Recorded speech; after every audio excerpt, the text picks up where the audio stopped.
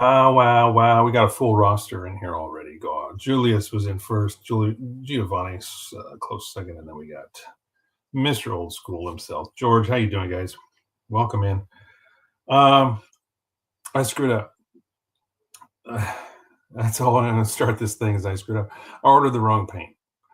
I'm going to go down here so I can show this because we're going to be snapping something else together just because I can't do anything with the Ornithopter.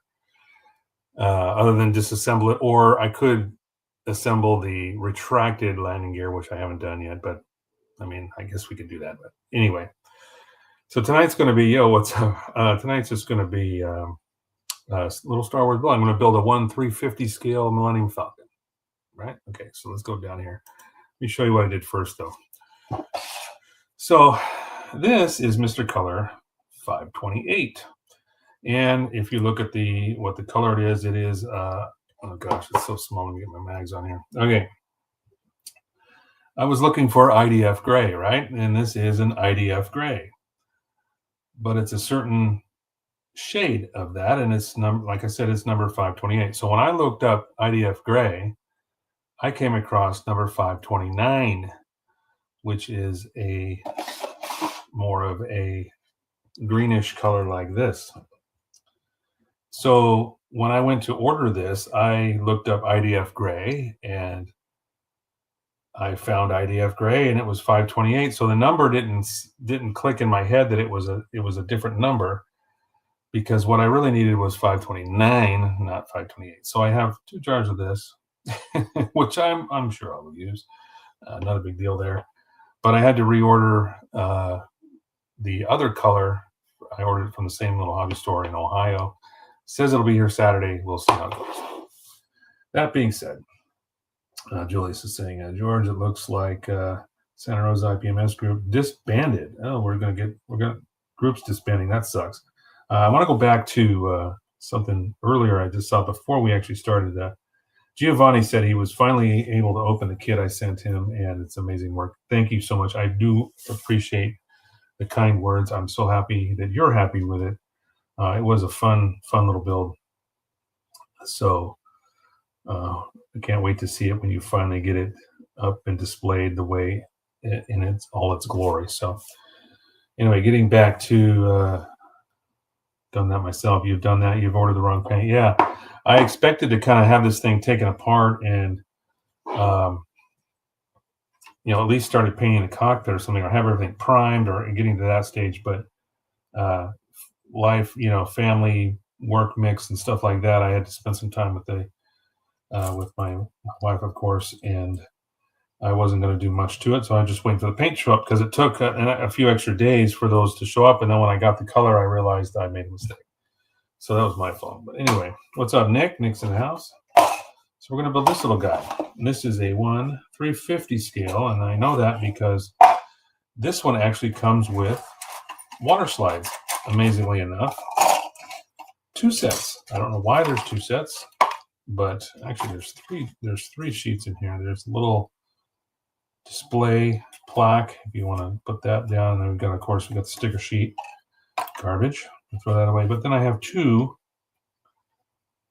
and they both say 1/350 scale Millennium Falcon. I don't know why they're in a different orientation.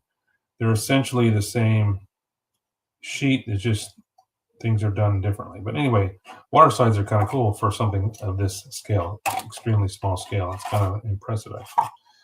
So we're just going to crack on with this. And I'm sorry we're not going to be working on the Ornithopter tonight. It just, like I said, I screwed up, ordered the wrong paint.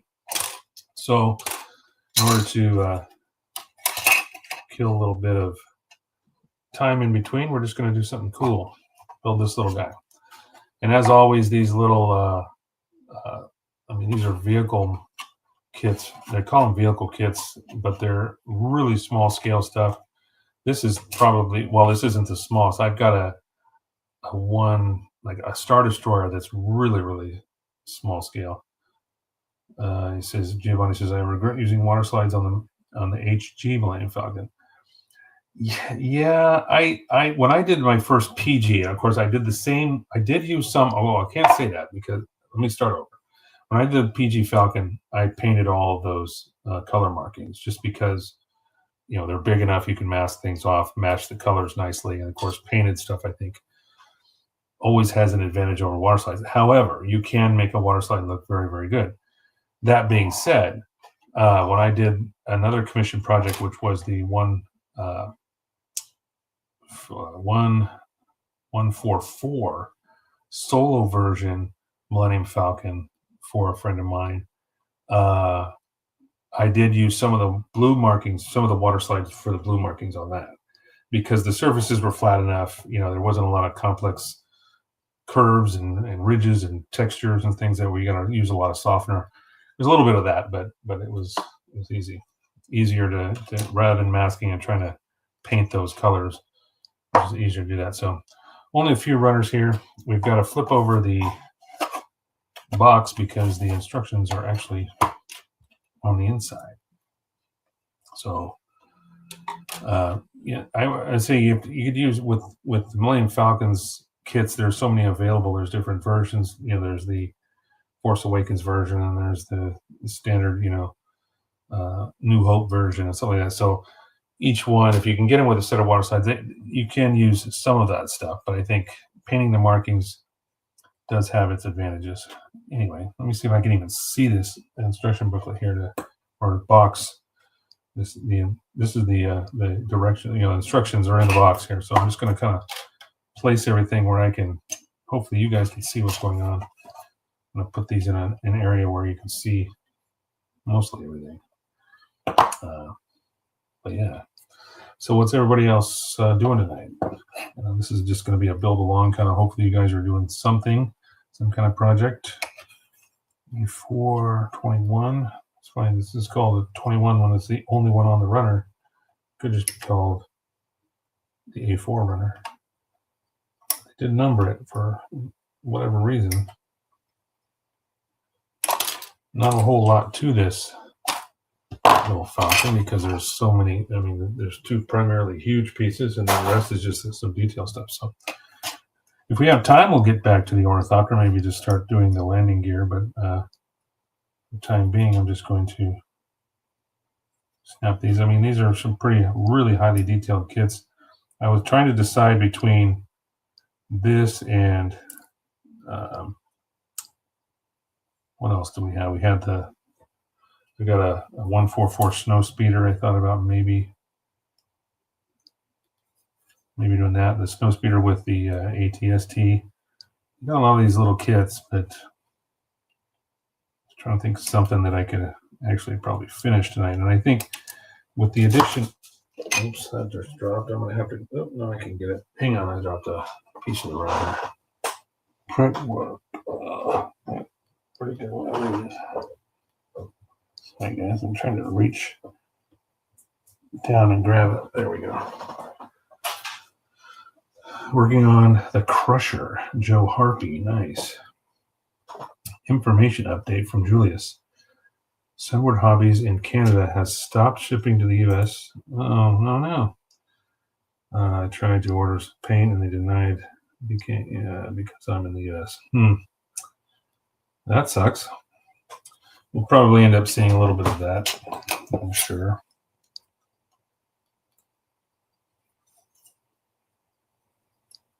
But it's unfortunate that those things are becoming a little prevalent more and more, I think. Ugly news, Julius.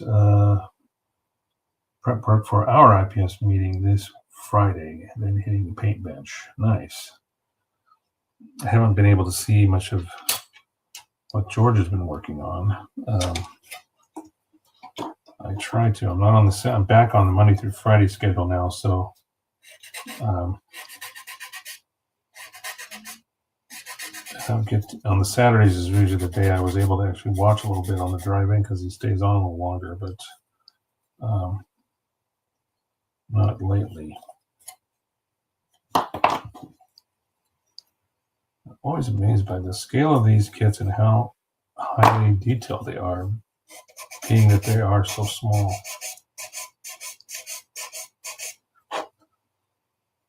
It's a fun little thing. You could really spend some time, weathering this little guy up.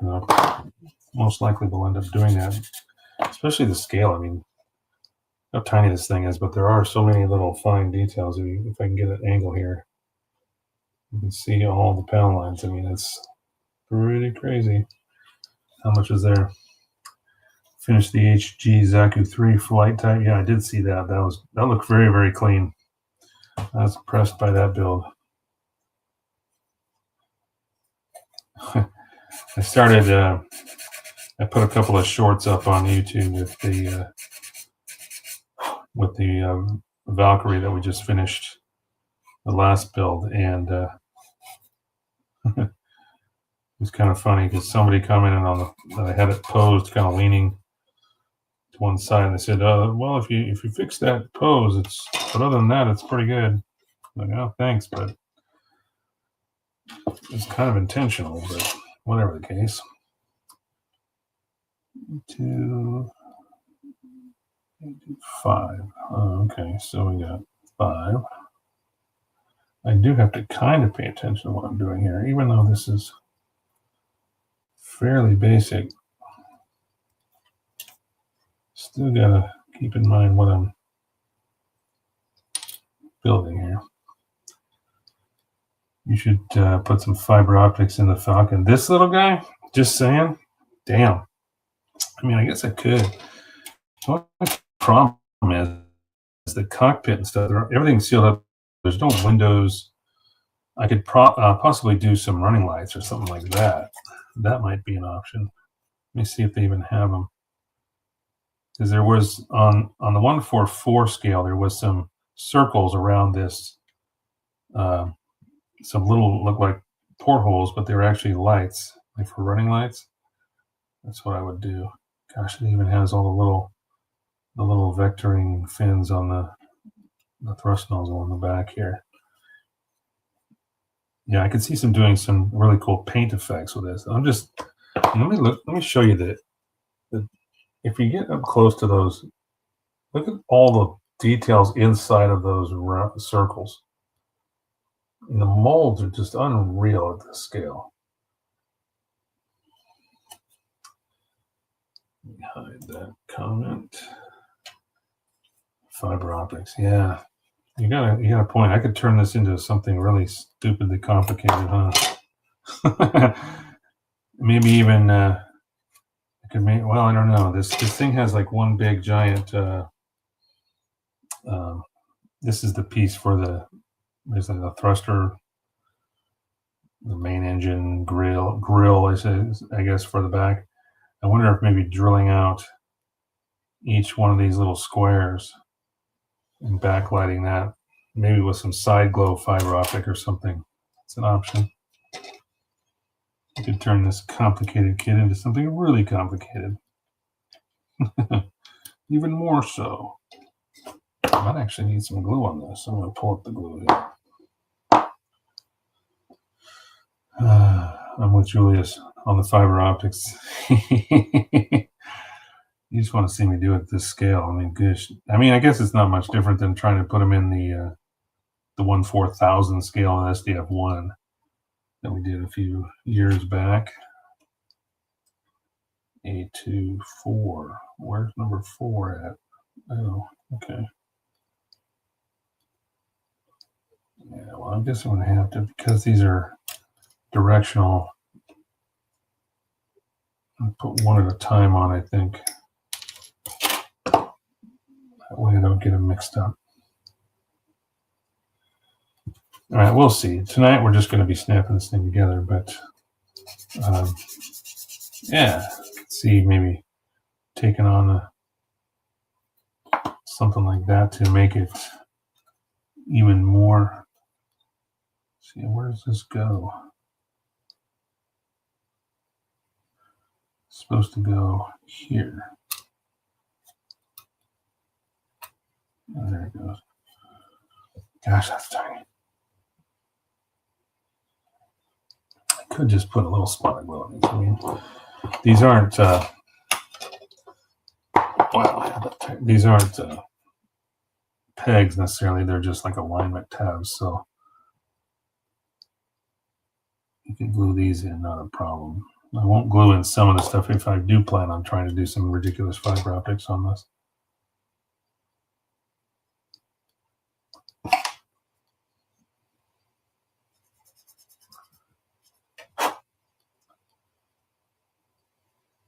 So I wonder if that, going back to what I think it was what Julius was saying, talking about Sunward Hobbies, because I have ordered a couple things from Sunward. I wonder if that's true with all of the Canadian companies right at the moment. Hopefully not, but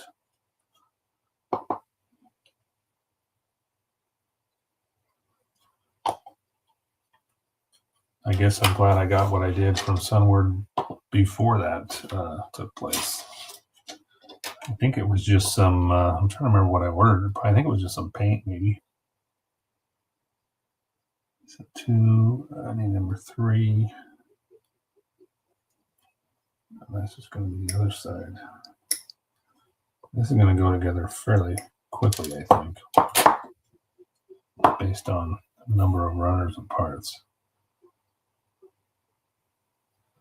Taking a break from my Crusher Joe dual build to finish the World War II Japanese jet for the club. Okay, nice.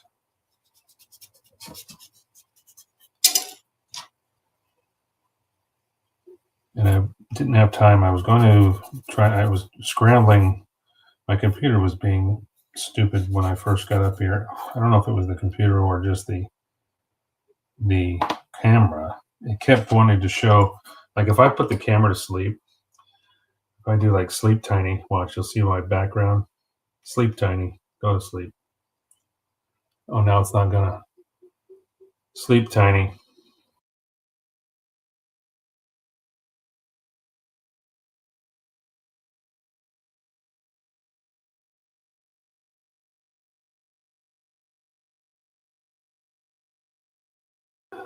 But for some reason, it was wanting to bring that screen up. And no matter what I did, I had to actually restart the computer a couple times to finally get it to display the right screen. It was showing that wallpaper versus the camera, even though it said the camera was on. And anyway, plus I had a UPS delivery coming at the same time, so I was running up and down the stairs.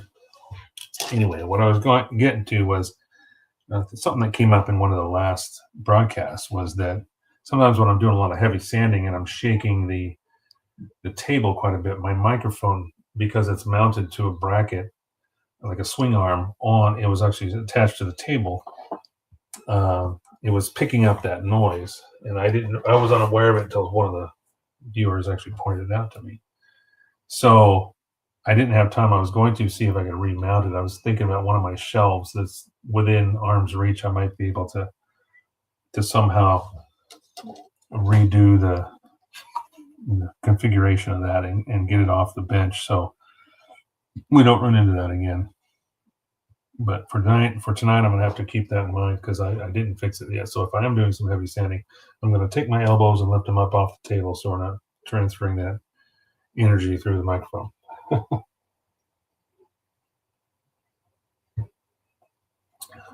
Silly as it may be. All right. Well, we got some big pieces here. Hey, too. Let's do this. So this is I'm already putting in the main engine grill here. I'm going to do some trimming and sanding here, but I'm not going to glue this in. This is one piece I will leave loose for now, just in case I'm going to get crazy and try to drill out this grid. I mean, I've got drill bits that are small enough.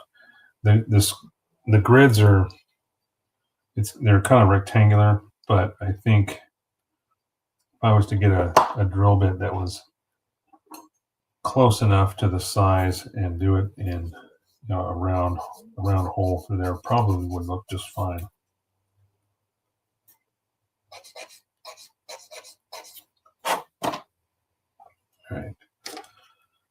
these are directional, but pretty easy to line up. So that one I will leave out.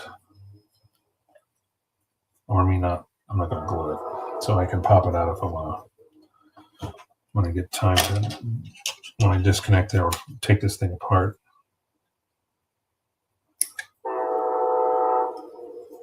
Probably hear the train. I got the window open a little bit. It's actually a beautiful day today.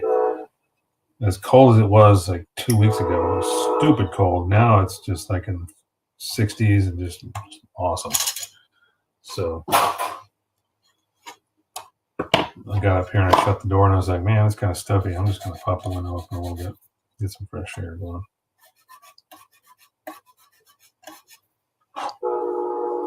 So I will do what most modelers do when they have, they want to take something apart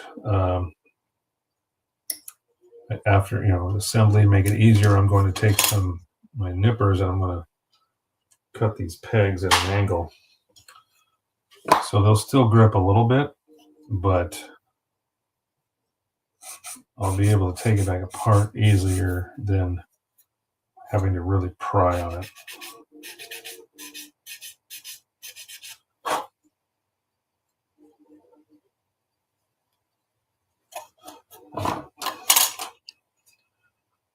Damn, that's loud. Really, my mic's picking it up. It's not that loud here. It depends on how much moisture I think is in the air because, really, sound travels better through water anyway. So when it's foggy or high humidity, it seems to get louder. 14. Because the tracks are at least about a mile away from where we are. But in the summertime, when they've got, high school's got football games going on, I don't know when they actually hear them. Sometimes we hear them now. I can't remember when they have their season going, but you guys will hear the crowds cheering on the high schoolers. So I got another side piece here. The other side's going to be where the cockpit is, so.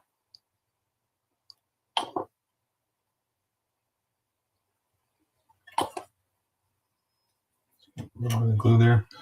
All right, and then we got a couple more of these long pieces here. This extra runner. I do like the way they've done these quad cannons. There's a couple of the pieces here that I can see that are going to go on top, and the top and bottom. They've molded them very, very, very, very well for this scale. I mean, it's kind of crazy. So 15 goes on the cockpit side.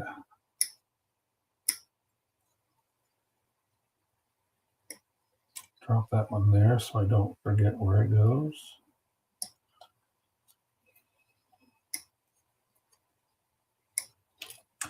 Drop that in there. All right. Now this is these are all in the, which would be the mandible of the Falcon. If you know any of the history of these starships, they obviously weren't. They were designed for moving freight around, things like that. So let's see, this is gonna go. Oh, it's gonna go this way. So this the mandible arch or mandible, this receiver part. This is where it would latch on.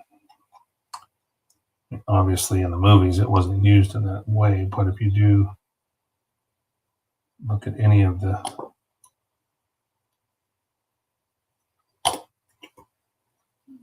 artwork, do I have that on right? Oh, there it goes. That didn't want to pop in there. Now it's in there good. I need to re-glue that.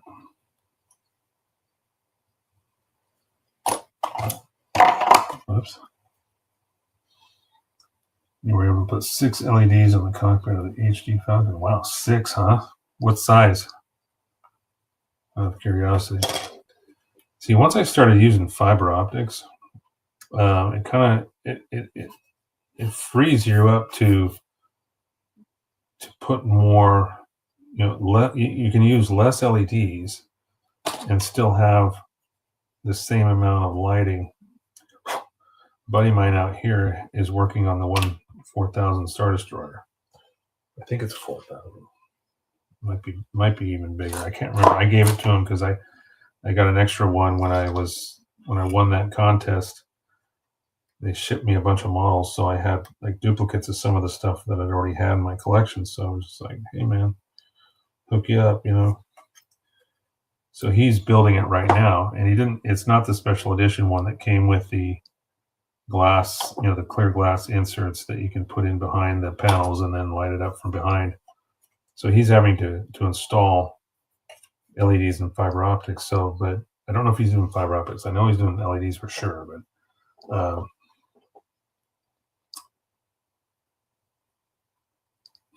at least you can get away, you know, you can use one LED and power multiple, you know, countless really, depending on how much, you know, how big the illuminator is, how large you make the illuminator, how many fibers you having going to one place. You can use one bulb to light up, you know, 50 strands if it's small enough, you know. All right, so after all that talking, we're only done with basically 2 steps here. So now we got to bring up the A2 again. So 13, and oh, that's a 3, so that's that one. So 13 goes on the cockpit side.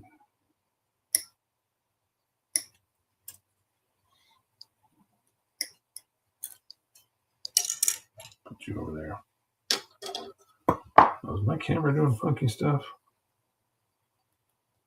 Let me change this a little bit. Just do a little bit. One more. I'll go up. There we go. Whoops.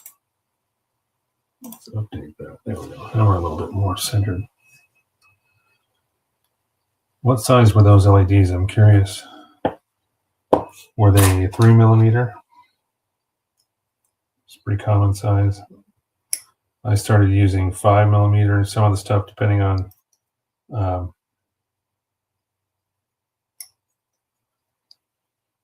I have 5 millimeter, but they're wide angle, so they're flat on top, like a flat top LED. So it gives you a wide angle. It really helps with depending on certain types of lighting that you want. Like when I did the hangar diorama, I wanted the overhead lighting to kind of look like basically lights in a hangar. So not just bulbs, not just a round bulb. The flat of those, you know, the flat top makes it look more like a industrial type light lighting fixture or something like that. You know what I mean? So this is supposed to go on this side. I believe, okay, now I can see how it fits. Wow. It's pretty precise.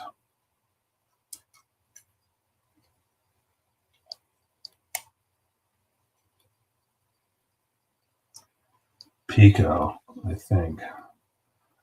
What is Pico? That's probably even smaller. Those are probably the pre-wired little tiny guys.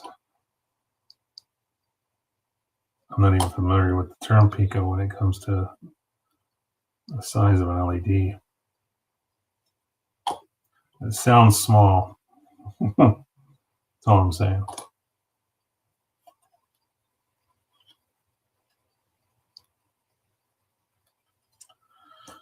And this is a long one. This one goes all the way around.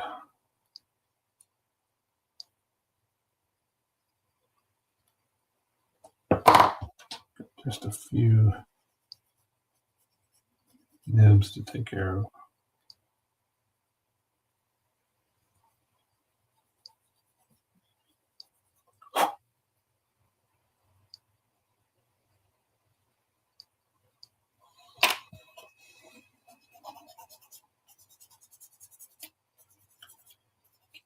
So hopefully next week I'll be back up and running on the Ornithopter. Of course, that all depends on if there's any shipping delay. Currently, the order is in transit, so, and it says Saturday, but with the weather and things, things have been kind of crazy with shipping and stuff. FedEx likes to give you, shoot you email updates of their, if they've got any service disruptions, which is kind of cool. I don't see UPS doing that, at least not voluntarily. I think you can find that information if you need to, but FedEx seems to be the only ones that actually send you an email going, yeah, if you have a FedEx package coming, it might be disrupted. Okay. So now it looks like we've got to flip this over, or are we doing the top? No, I guess we're not. Let me see. Doing this one? Can't tell.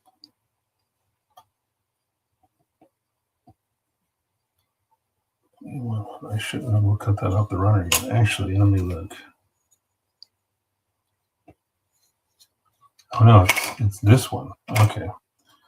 So this is getting set aside for a second. I had to figure out which piece I'm dealing with.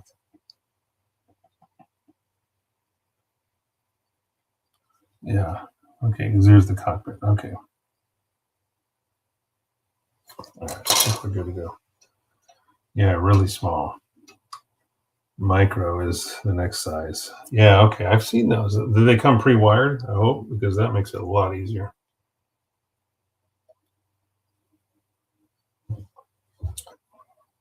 I would assume so, because a lot of those are so small that they're just really, really hard to. Yeah, this is it's kind of an optical illusion. It looks like the piece is this way, but the picture is showing it looking at the inside. Oh, I got it. It's like this. They've got it. They've got it viewing like you're looking up at it. That's why it looks so odd. Okay, that's making sense now. It's A26. Yeah, we're dealing with the other side now. And then it's going to be just like every other Falcon. Once you get all these other pieces in here, it'll just be like a big clamshell. It's going to come together.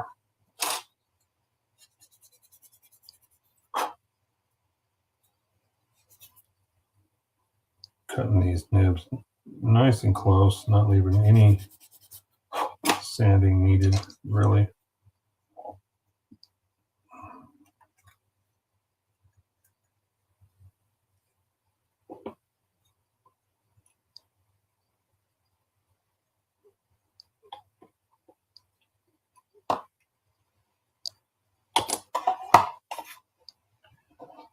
Keep hitting that box.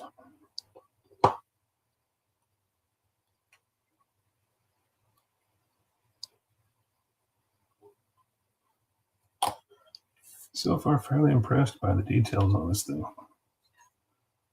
It's pretty crazy. All right, A2, 7, and 8. So if I look at this the way they're showing it,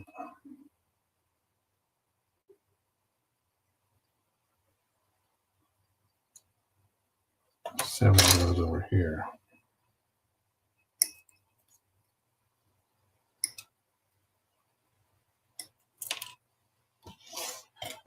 Do these one at a time.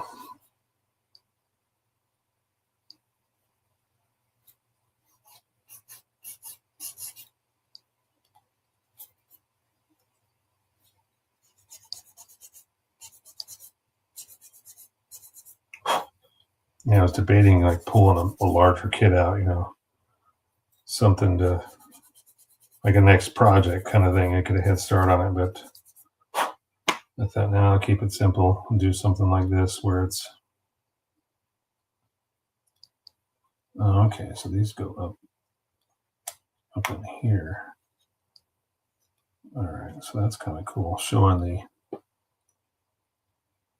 inner workings of those open panels on the top surface.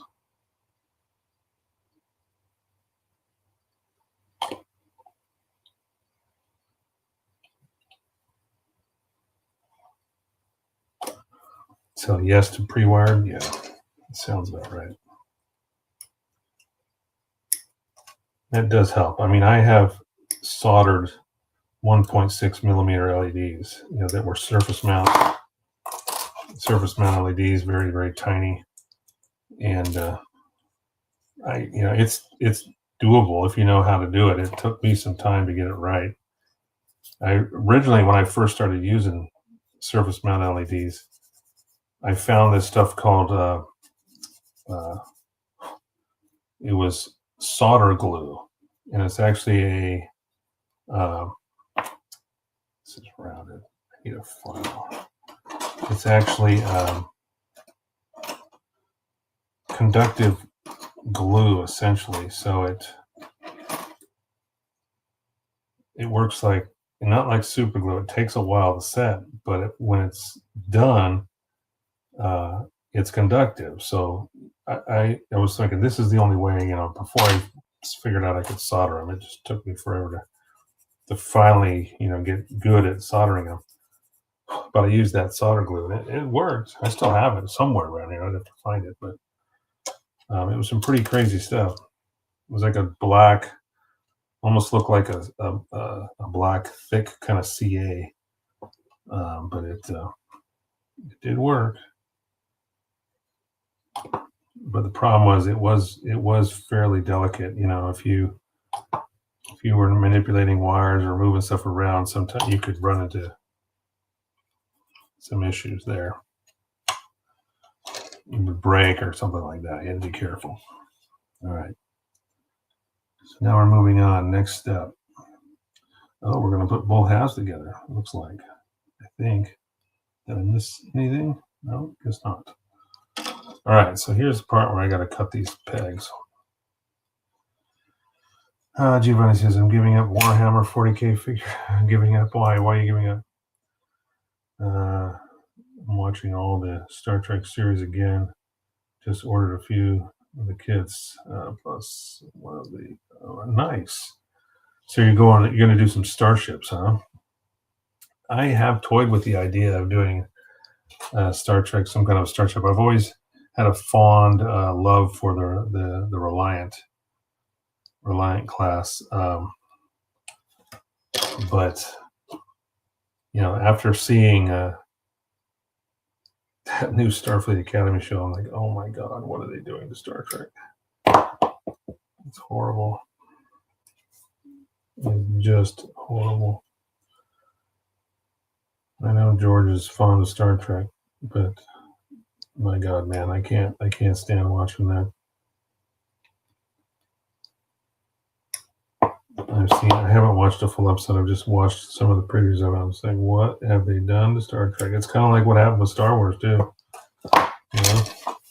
You put the wrong people in charge, and it just turns the stuff that we grew up with. It's just not the same. It's like, what is going on here? So what I'm doing is I'm cutting these pegs at an angle, so they'll have, well, that piece went flying. They'll have a little less grip on this, so when I go to separate these halves, I won't have to try very hard. And these fit together just crazy. The amount of detail is unbelievable.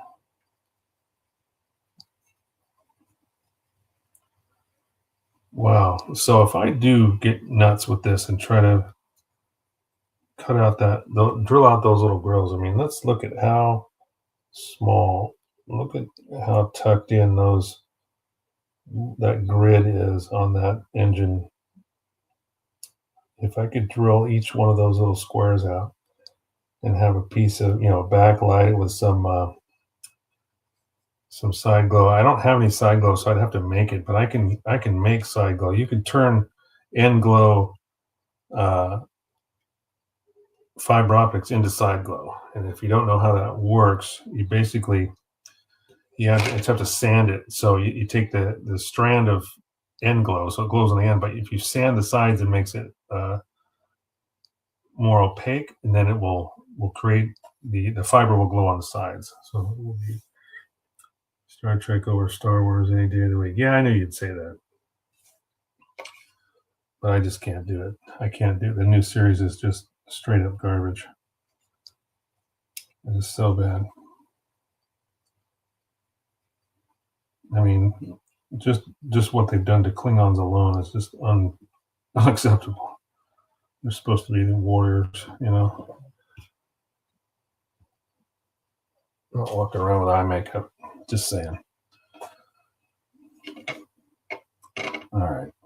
What do we got here? Okay, put two halves together. So yeah, this is it, little guy. Looking pretty good. Now we're getting on to the little fine details here, the finishing touches. A few more pieces to pop in. Let's see, cockpit.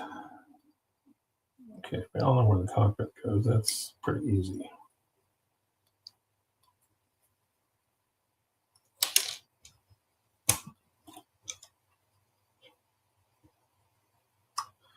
Evans sells wired and unwired. Okay, yeah, the Evans isn't that, what's the full name of that company?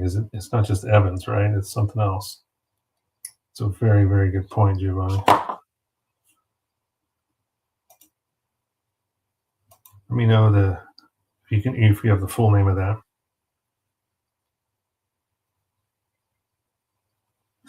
Well, I'm glad we agree on that, George. The rest of the new stuff is hot garbage. Yes, it is. It's bad. I mean, it's just, like I said, Gene Roddenberry be rolling over in his grave right now. Well, what have you done? I'm just glad to see that Star Wars, you know, they got rid of what's her face. They're actually going to let Filoni take over now, so we should get Star Wars back. Thank God. At least, you know, we'll see what happens with the Grogu and Mandalorian movie, but it does seem like a lot of people are saying it just looks like an extended episode of the Mandalorian on, you know, in this miniseries as far as the movie take is concerned. So we'll see. I mean, I'm still going to watch it. I love that Mandalorian series. I think it was great. In fact, the Star Wars competition I was referring to was I built a diorama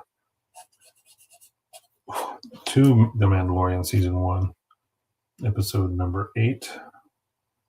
And that's what won. Where I got most of these Star Wars kits from.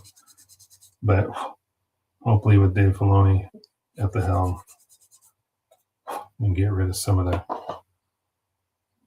garbage and get back to what made the franchise great. Same thing with like Star Trek, you know. Certain things made it great. And I always enjoyed, in fact, I have fond memories of watching Star Trek films, you know, going to the theater with my father, you know, especially. And fell in love with Wrath of Khan, you know, all the good stuff. Oops. I think I put that on backwards. Yeah, there we go. But I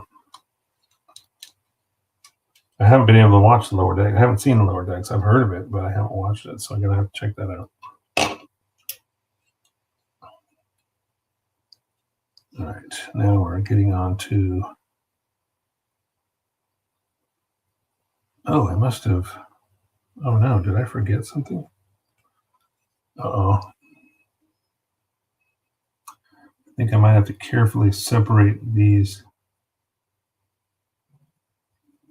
pieces here, because did I forget? Oh, there it is. Gosh, it snuck up on me. Okay, so I did forget something. I missed it a while back. This was the other cockpit half or the tunnel going to the cockpit. So that was supposed to be put on before. Not a problem. I can get in here and separate these two halves easily enough. That's why I cut those pegs, just for that reason. So I'm going to pop this piece in here, and then I can put these back together. Just like magic. Like I knew what I was doing. Okay, so like that. And like that. See, there we go. So yeah, this lower half of the tunnel here, I missed a step there. It was kind of hidden in with another. Mostly when you see these directions are exploded views where things are separated. But this was actually showed it connected, and I just missed it. I thought it was one part, but it was actually two. So that's my story, and I'm sticking to it. Oh, Artis, what's up, man? Falcon, awesome. Yeah, Kathleen Kennedy. That's exactly who I was talking about, George. She destroyed Star Wars. Anyway, Phil, the reason I'm doing this tonight is because I ordered the wrong damn paint for the Ornithopter. So yeah. So here we are. We're doing a little Star Wars build night until I get the right paint. Hopefully I'll have it this Saturday. If not, then maybe we'll do this again next week. We'll see. I'll pick something else, but getting there. Got a couple more parts to put on, and then we can call this thing snap together. We've got some crazy ideas coming in through the chat here about maybe doing some fiber optic work on this thing. It would be mostly just for exterior lighting, but I think it would might be worth a try. I mean, these kits, all these things I got for free. It was all part of a prize package for winning a contest from Bandai. So why not experiment with, try something ridiculous like those are the same, aren't they? I guess they are, but they're not. They're numbered differently. So, all right. So 17 goes on top. Both of these quad cannons, the pieces look identical, but they are numbered differently. So we'll stick to the book. That one on top, this one on the bottom. I tried drilling out. I'm going to try drilling out the main engine on this, and maybe some running lights or something like that, and then do like one LED with a 3-volt battery would probably fit in the belly of this. Maybe have to do what would work was I'll maybe put a reed switch inside that can be activated with a magnetic reed switch that can turn the power on so we don't drain the battery down, but put like a 3-volt battery inside it and just basically make it, when the battery runs out, that's it. It's done. They should get Gina Carano. Yeah, they should, and hopefully they do. Hopefully they do for sure, because that was a raw deal that she got. Lower Decks is okay. Just started watching Strange New Worlds again. Yeah, I'm gonna try to get back into some stuff. I do get to work early because I try to avoid the traffic, so I leave earlier than I need to. I mean, I could sit in a bunch of traffic with a bunch of idiots, but I prefer to get on the road early, and then I have time in, like I said, in the parking lot to. I just either watch Netflix, whatever series I'm watching right now. I got to catch up on Fallout. Like tomorrow, I'll be watching the next episode of Fallout. Let's see which piece I got here. Oh yeah, 17 goes on top. These are definitely gonna have to come back out because there's a decal that goes on where the window is for the gunner. So those are going to have to definitely be carefully removed. In fact, I may try to just work this back up and get that. Oh boy. I want to cut that pin. Yeah, it came out. I want to cut that pin so when I do remove it next time, it's not going to be quite as hard. So I'm just going to shave off the edge of that. Like I did those other pins. That way, it'll have a little bit of grip, but it'll come apart when I go to take it off with very little effort. And then, of course, when we're done, we just glue it in place and be done with it. Make it more of a permanent thing.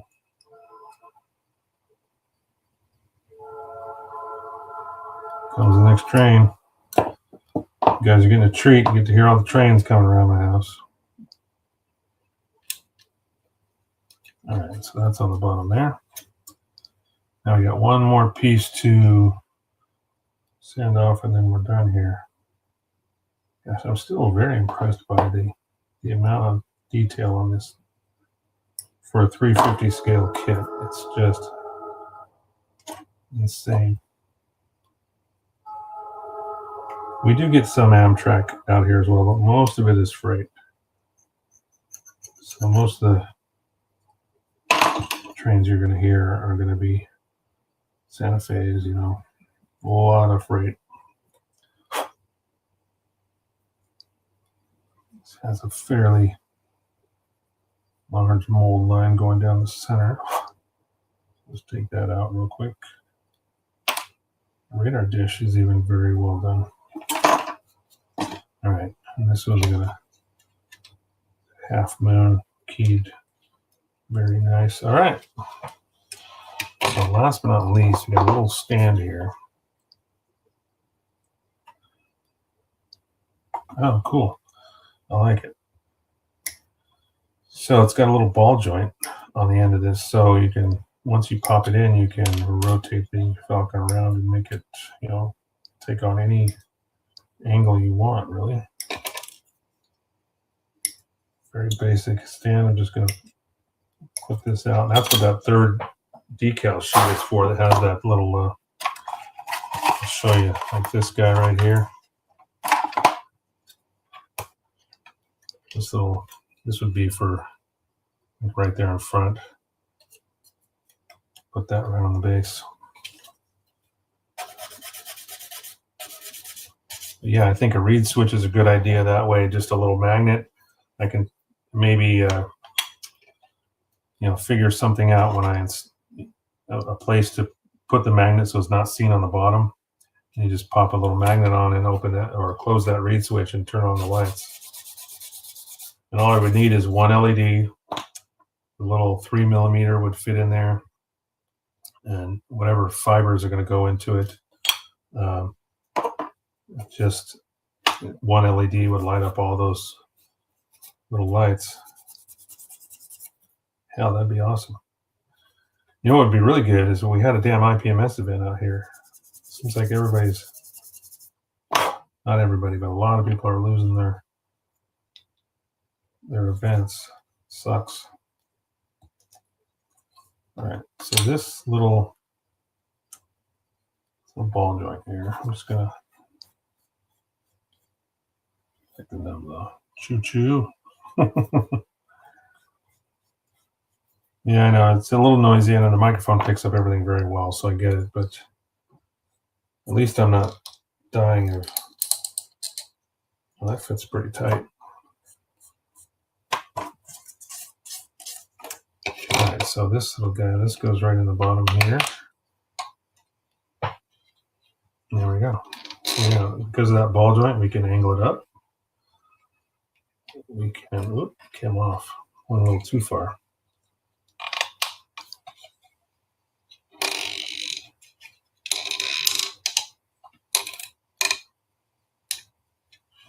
Tilt it. Pretty cool. I like it. It has potential. And the fact that it comes with 2 sheets of water slides is just kind of amazing, to be honest, because, you know, I looked through some of the other these little sample kits that I got, and I don't think any of the other ones have water slides. I'm surprised that this one did it. I mean, most of them all have, in fact, they all have this sticker sheet. In fact, even the larger scale stuff always comes with one of these little crappy sticker sheets. But usually the larger scale stuff's the only thing that comes with both. You know, have the sticker sheet and a water slide, but this has actually 2 in it. So all the little markings, the different color, you know, the rusty bits.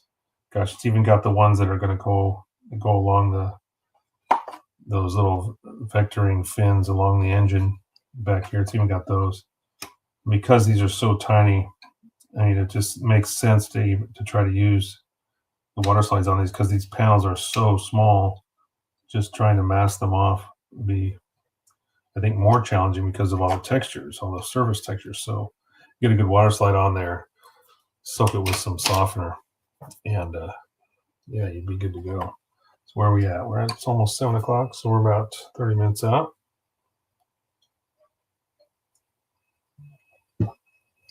So I think what I'll do is I'll pull out the instruction booklet for the Ornithopter again. I guess we can start cutting out and assembling the retracted landing gear. I have the whole thing sitting on. I'll flip these over so they don't get damaged.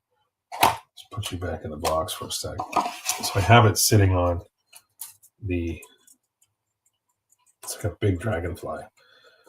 So this is the open landing gear with the wings back. It's very, very back heavy, and I understand why they did the landing gear the way they did now, because the front is basically really trying to lift off the ground. But once you move the wings out and flip them around, do whatever you got to do, it does hold. It's still fairly sturdy too, even with the wings back. But man, does it have a large wingspan when you have them all opened up, deployed. That's what we did last time. So now we're going to go retracted. Wasn't sure we're going to get this far, but you know what? Why not? What is up, Nestor Perina? How you doing, my friend? Like my ex-girlfriend used to say, that's so tiny. All right. Well, I'll share with you why, unless you caught it in the description of this thing. I ordered the wrong paint.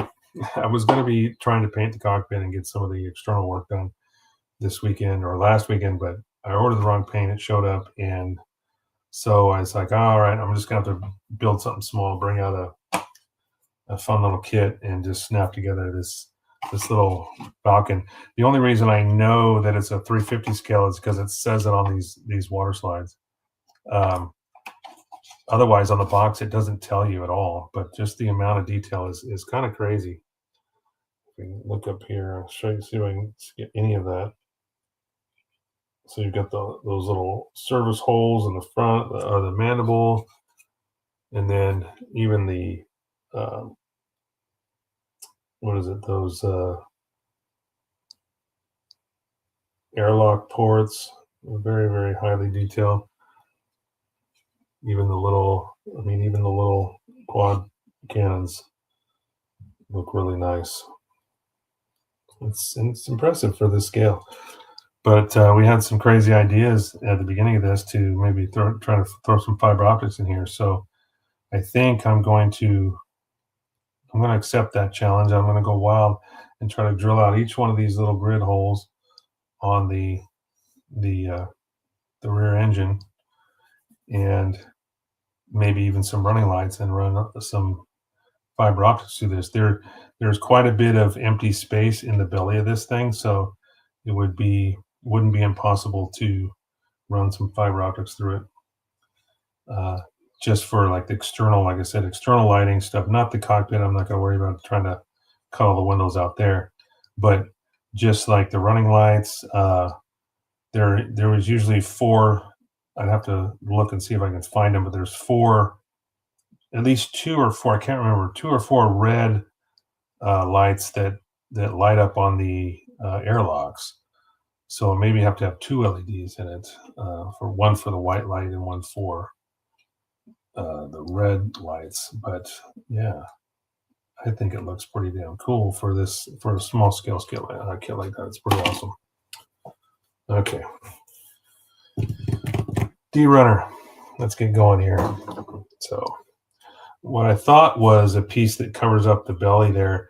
This is only for the retracted landing gear, so it doesn't actually go in there in the opening. It's just an empty cavity. If you look at the bottom of this, which is kind of disappointing. I mean, I guess you can't really see it, but you see all this empty space here.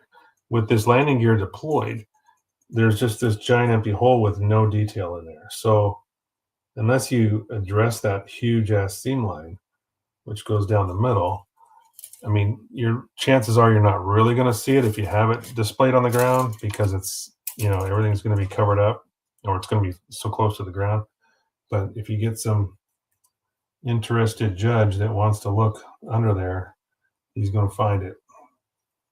Yeah, especially these IPMS judges. We know how they can be, right, George? Great decision, Mike. I agree. Fiber optics, yes. That's worthy of a display. Oh, I have a question. When you guys come into the chat early, before the broadcast starts, I can click on it and highlight your guys' thing and put it on screen. Do you happen to see that at all, or is it just only when I start the broadcast that you guys can actually see those? Because I was displaying those before the show started, but I wasn't sure if that actually transfers over to the broadcast because it hasn't officially started yet. So Nestor says, yes, challenge indeed. Yeah, it will be, but I'm never, I mean, I can't say I never am, but I usually try to. The last guy that challenged me said I couldn't do something I did with a model kit, and it was legendary, to say the least. And I'm not just saying that. It was my original Valkyrie launch diorama back in, I think it was 2015, maybe around there, or maybe, yeah, it was back in California when I did it. So, but I had somebody tell, I wanted to build a diorama with from the Macross movie, Do You Remember Love, launching a Valkyrie from the launch arm. Okay, so if you remember the beginning of the movie, and then there's a scene toward the end where Hikaru is being launched in his VF-1S Valkyrie, the arm comes out and releases the Valkyrie into outer space, and they take off and fly away. But let's see here. Oh, I gotta get 9 and 10 first. Anyway, I would have to scratch build the launch arm, and I wanted to add LEDs and build a base. And so basically a friend of mine said, there's no way, Valkyrie's too heavy. You'll never be able to do it. And I was like, watch me. Right? And I did it. I pulled it off.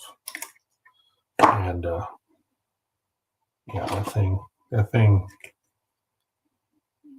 was one of the first. I mean, there's people that did it. There's people that done other launch dioramas that were better and more complicated than mine was. But at the time, it was one of the first. And it was, I'm happy to say, it's probably one of my most proud builds ever. That was amazing. And if you guys do know of those Gundam guys, I don't know if they still have, if you can go to their Facebook page, but we used to do live builds with them, and a lot of the photos and whatever videos that of that build were back on their servers, on their YouTube or their Facebook page. But you can still go through my Facebook page. You gotta go deep though, down in the photos, but you'll find all the build photos of that. There's hundreds of photos of the build process. Scratch build launch arm, scratch build base.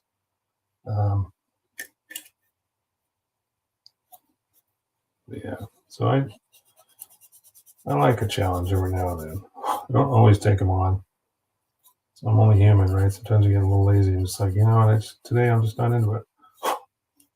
But I have a good love for the Macross genre, particularly the original series, and I think that's where most of my scale modeling build passion comes from, is the Macross stuff. That's why I seem to be gravitating more and more toward that and less of the Gundam stuff, it seems like. So 21 and 20. 21 goes on that side.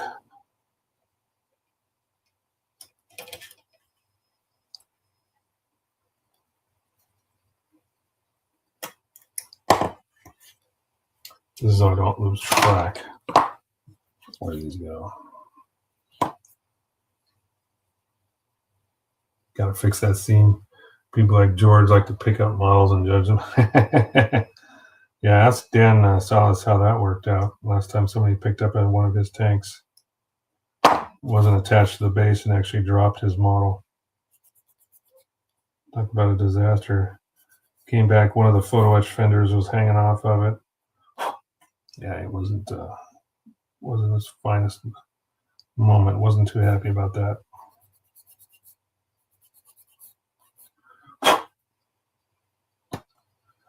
But the judge, didn't do it on purpose. I don't know why he tried to pick it up. I think it was a really small scale tank, but I think he picked up the whole base. He didn't just pick up the tank. He picked up the base of it with everything on it and tried to rotate it. And I guess he didn't realize the tank wasn't attached, and it fell off. Either way, I think it was still a mistake. I just don't think you need to do that sort of thing. I mean, it's hard. Sometimes it's hard to get down there and see what you're looking at, when you're trying to judge something. But you can't be picking up somebody's stuff. Now, these are going to have some pretty horrendous seam lines too, going especially down underneath here. So even though this is retracted, I mean, there's going to be some work to be done to it. Oh wait, this goes up here. I made that mistake last time.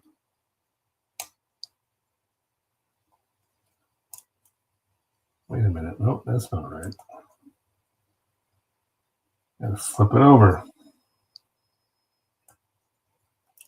Tried putting it in upside down. That'll work. Now that I've done the extended landing gear, it's actually easier to see how this goes together because I've already done half of it. Don't forget to hit that button. Thanks, guys. Yes, thank you so much. Hit the like button.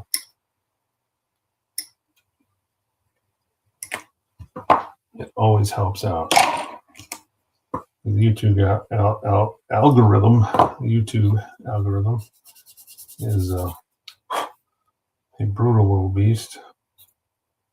It's kind of crazy because I've been uploading a lot of shorts with photos, showing the build process of a lot of the kits I've built in the last few years or so. And it's funny how some of them just take off and go crazy and get millions and millions of, not millions, but they'll get over 1,000 views, and then I'll upload another one and it just gets nothing. It's almost like, if the algorithm, if it's not satisfied with the saturation, if there's too much of it or something like that, it just doesn't show it to people. It doesn't push it to people. In other cases, it just goes. So, I mean, I am happy that a majority of the people that watch or that are watching are new viewers, because it does tell me I can look at the analytics and see that a lot of the people that are seeing the stuff are newer. So I'm hoping a lot of those ultimately end up subscribing. But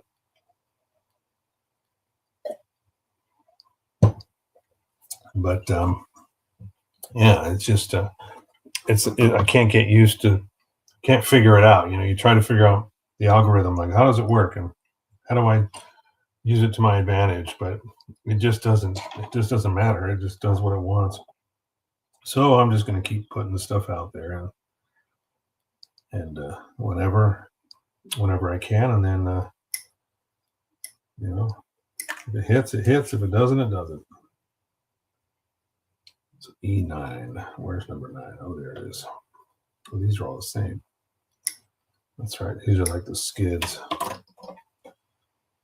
They almost look like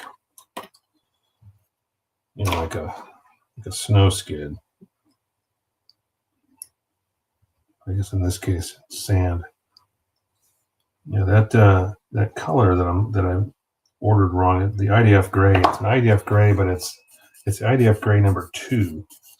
And what I got was number 1, and I didn't realize that there is a difference. I just saw, it says IDF gray, and ordered it, but then, of course, Didn't work out.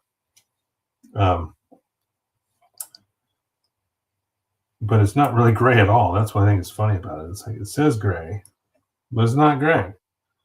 It's like brown, brownish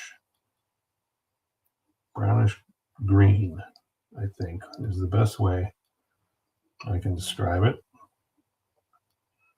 And it's just kind of like, all right, well, but I did order. I mean, I could see, I look at, this is 528, and what I wanted was 529. And I didn't realize when I saw the numbers, it was so close to the one I thought I was looking at. I was like, oh, that's it. And I just bought it.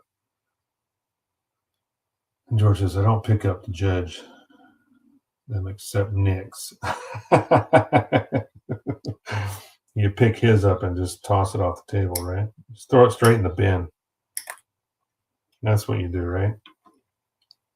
Because that's where it's going to go if he doesn't win anyway. Straight in the bin. I'm kidding. I remember, who was it? There was a guy in Australia, wasn't he like that? He would, as a joke, he would just, if he took something to an IP, not an IP mess, but to like a GBWC event, and if he didn't place, he'd just like straight in the bin. That was his thing. Afterward, he would show his kit like in the trash. Just like, it's not worth it. This thing's a piece of junk. I can't remember his name. Very amazing builder, though. I wish I remember his name right now. I know George might remember what I'm talking about. Straight in the bin, exactly, huh? Oh, making me laugh. You're making me laugh. So I smacked my head under a car last Saturday. I had the engine out, and I was doing a reseal job on that. And so you can imagine a car up in the air with the engine out. So there's this big open area in front of the transmission because there's no engine, right? You've got the engine out. And I also had to do some work to the front of the transmission. And it's basically this is all leak repairs. It's just stuff that's leaking. It's very common with Subarus. Unfortunately, they do leak over time, and so you spend a lot of your time fixing these damn leaks. Anyway, but because I had the engine out, it's like, wow, this makes this part of the job that much easier because now I've got the engine out already. I just need to lower the car down a little bit, and then I will duck underneath, come up into where the engine used to be, and use, because I had to work on the front of the transmission. So I'll just come up underneath it. That gets rid of that runner. And then work on the front of the transmission, from the engine bay, with the engine out still. Well, when I was ducking under to come up underneath, I missed where I was at. I stood up too soon, basically, and I caught a rusty bolt coming through the frame that supports the radiator bracket. Supports the radiator. Tore my head open. Not terribly bad, but because it was rusty, my job's like, yeah, you're gonna go get a tetanus shot. You're gonna go get checked out.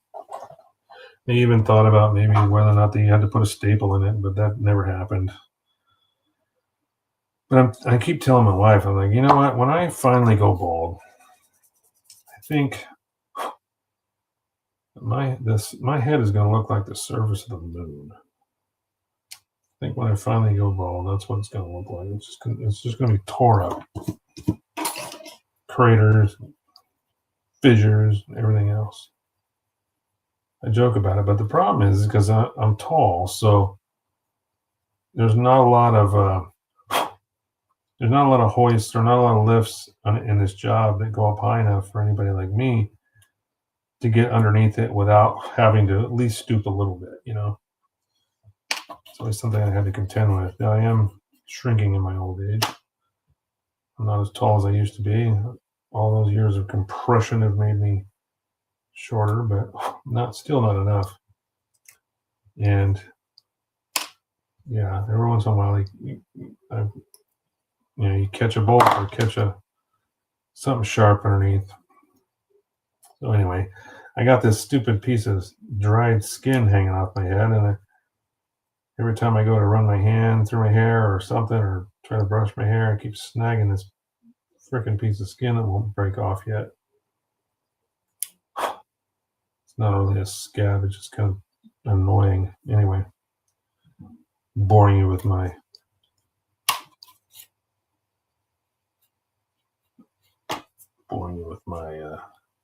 head injury stories. What do we got here?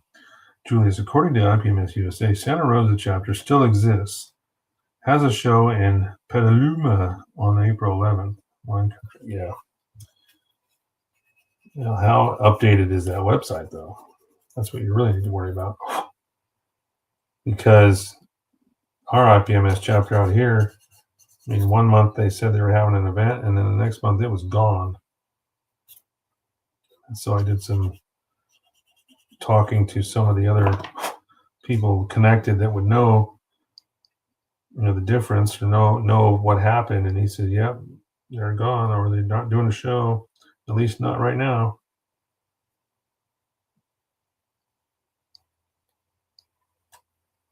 Kind of sucks. It's supposed to go like that, right? Yep, that's where it goes. All right. Not a lot to these.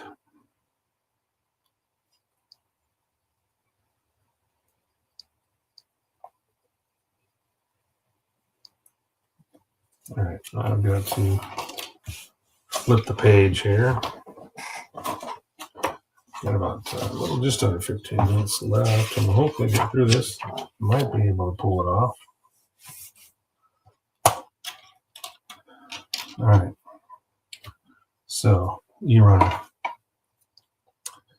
Last of the main runners, other than the glass, I got the figures and the glass, and then the base. Other than that, this is it all right here. So we'll see if we can get through these parts. I think last week we were kind of running into, oh shoot, I ahead of myself. Put that down for a second. All right, 14 and 23. Oh, all right.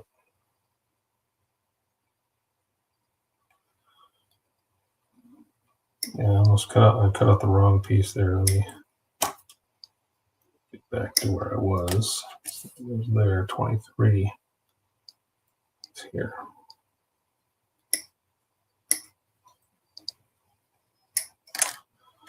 Now this does have a base. It's kind of looks like, I don't know. It's just it's a tan base. Looks like sand, I guess. Not exactly the most interesting base, but I think if I am going to display this, it will be on the ground. Well, I could put it in the air, but I think I still use the retracted landing gear. I think it just looks better. You could say it just took off or something. It hasn't. Not the retracted, I mean the extended landing gear. To me, it just looks better with all that stuff deployed. But I guess if it was on the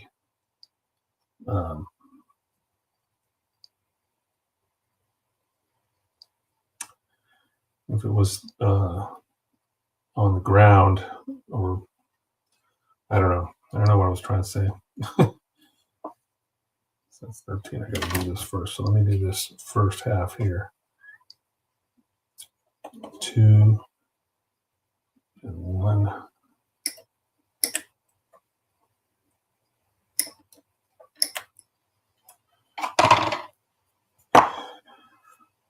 All right.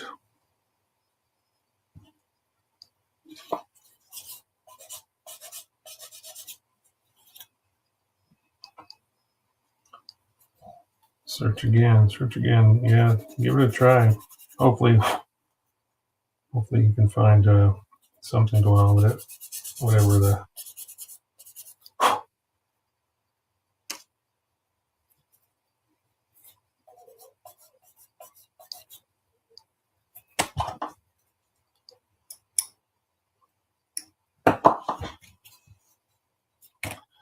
Too thick. I need something. I need this guy. Nope, not that one. This one.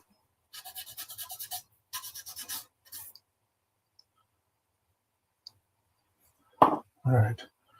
Trying to speed through this stuff.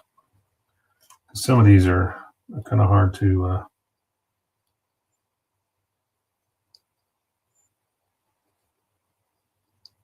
get through. And last week I had the same problem trying to get these pieces on. They're very, very small.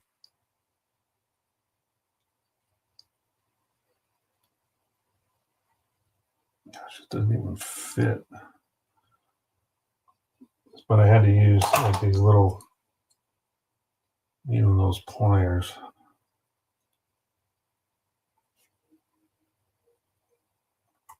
There we go. That's all it took. And once I discovered that works, it just popped right in.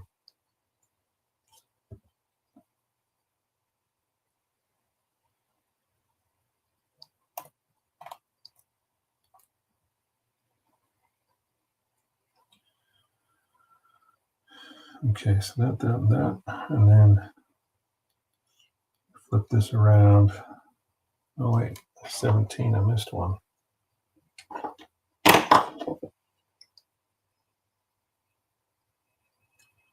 Small little piston.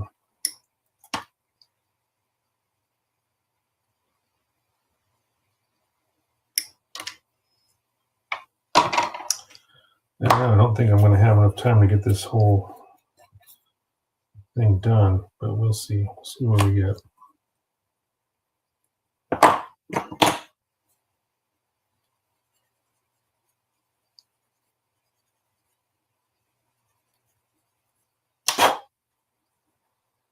All right, this goes on right there.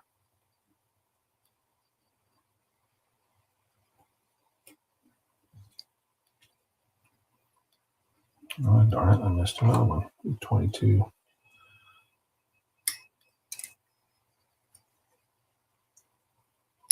These are pretty much the same pieces that went on the extended gear, only I mean, they're essentially the same. They're just not in the same position because they're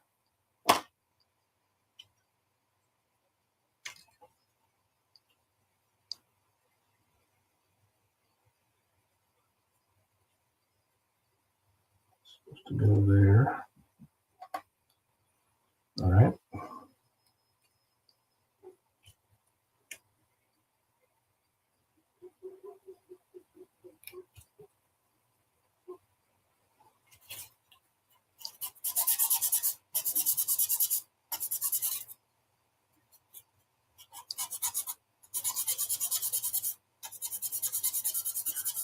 This plastic, I don't know if it's just this kit or whatever. Maybe it's just Mang, the company, but this plastic creates quite a bit of, noticed like quite a bit of dust when you sand it. It's really,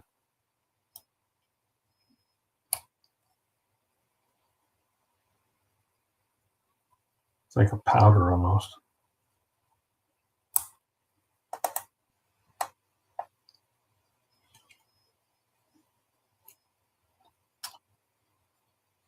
Wow, that really fits tightly together. But I forgot that I can sand these together because once they're in one piece. I'm not sanding that hard either, but you just see that. It's just like a fine, fine powder. Oops, why am I so low here? Go closer.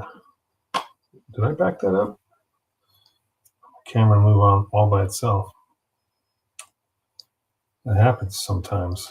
It is voice activated, however. Okay, we're only got 5 minutes. Let's see if we can do this. 13.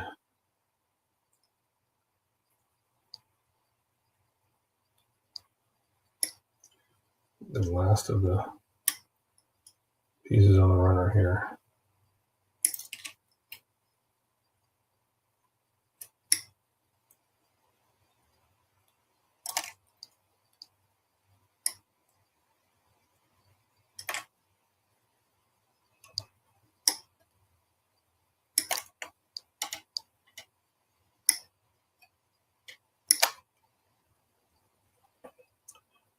And this little guy.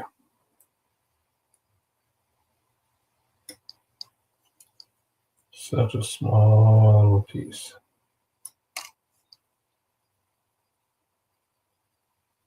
I think that's it. Yep, that's all of it. All right, do some quick sanding here. See if we can get this together.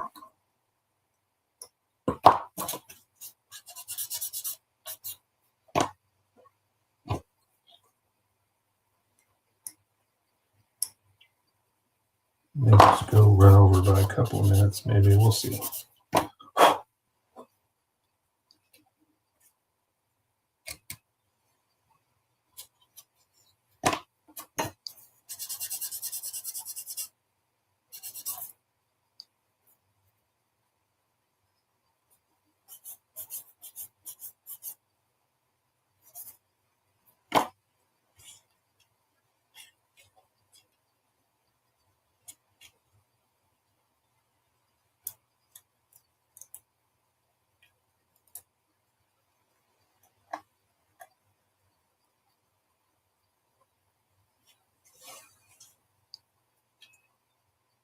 All right, flip that around. This little guy on.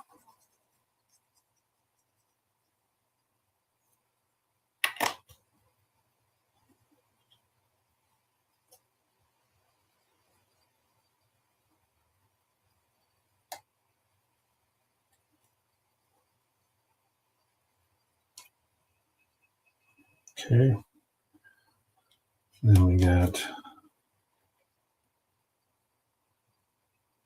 this that goes on all three.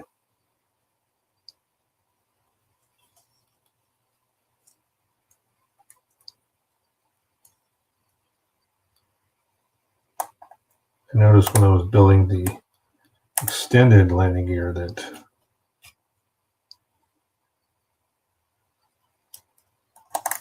it was a little bit harder to get these pins lined up because the arms were in different positions. But now that everything's kind of compact, all right, and then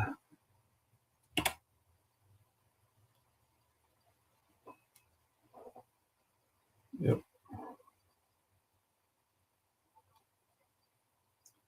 Again, I'm going to put this little thing in place.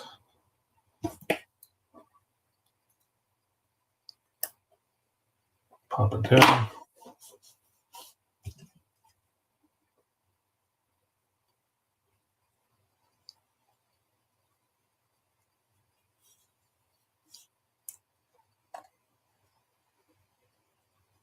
Okay, that there. That's it for that. All right, now we got to just assemble the whole thing.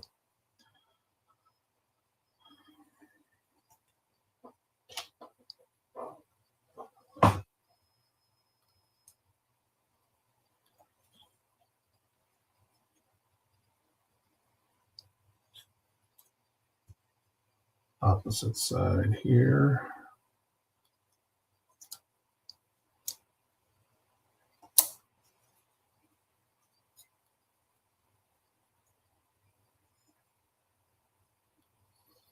And we got these guys.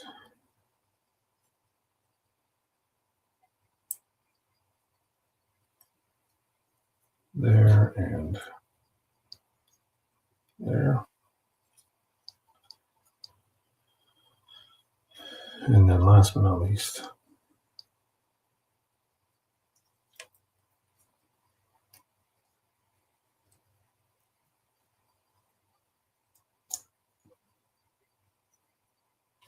there and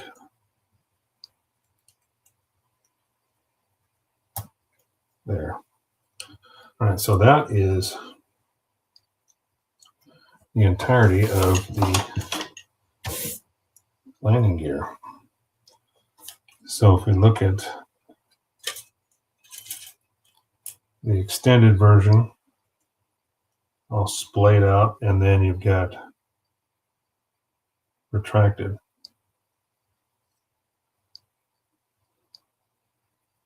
mean, I just like the way the retract. I mean, not retract. This is retracted. I'm sorry. Extended is here, and then this is retracted. So I like the extended version. Just like the way all those pieces interact to make a nice stable platform. Seems very nice. All right, but anyway, boys and girls, it looks like that's going to be a wrap for this one. And like I said, hopefully Saturday we will, or Friday maybe get the paint that I ordered. We'll have to check the tracking number and see where it's at.